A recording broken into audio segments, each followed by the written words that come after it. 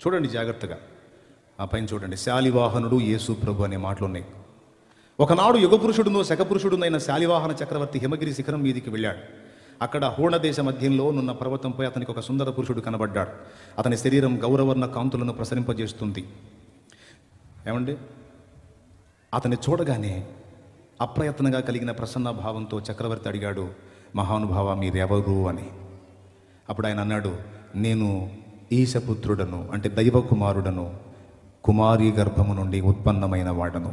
పెండ్లైన ఆమె శ్రీమతి, పెండ్లి కాని ఆమె కన్య కుమారి అంటారు. కుమారి గర్భము నుండి ఉత్పన్నమైన వాడను, నేను మ్లేచ్ఛ ధర్మ ప్రచారకుడను, సత్యవ్రతమందు స్థితుడను అని యేసు తన గురించి తాను చెప్పుకున్నాడని శాలివాహనుడు సాక్ష్యం ఇచ్చినట్టు భవిష్య పురాణంలో ఉంది. అసలు మా హైందవ సాహిత్యంలో మీ యేసు గురించి ఎందుకు ఉంటుందండి బాబు, మీదేదో మీరు చెప్పుకుంటారు నాయన అని చెప్పని మొత్తుకుంటున్నారు. నా బాధ ఏంటంటే, మనవాళ్ళ బాధ ఏంటంటే, దేవుడు అన్యాయస్తుడు కాడు సోదరా, ఆయన నిజమైన దేవుడు. ఆయన మీకు ముస్లిం సోదరులకి, క్రైస్తవ సోదరులకి, అందరికీ తన గురించి సమాచారం, ఇన్ఫర్మేషన్ ఇచ్చున్నాడు ఆయన. కొంచెం చూస్తే మీరు బతికిపోతారు, నరకం తప్పించుకొని పరలోకం వస్తారని మేము కొట్టుకుంటుంటే వాళ్ళేం మమ్మల్ని కొడతారు, తిడతారు, చంపుతామంటారు, ఇదేదో అంటారు. ఏమైనా సచ్చినా సరే సత్యం చెప్పే సత్తం.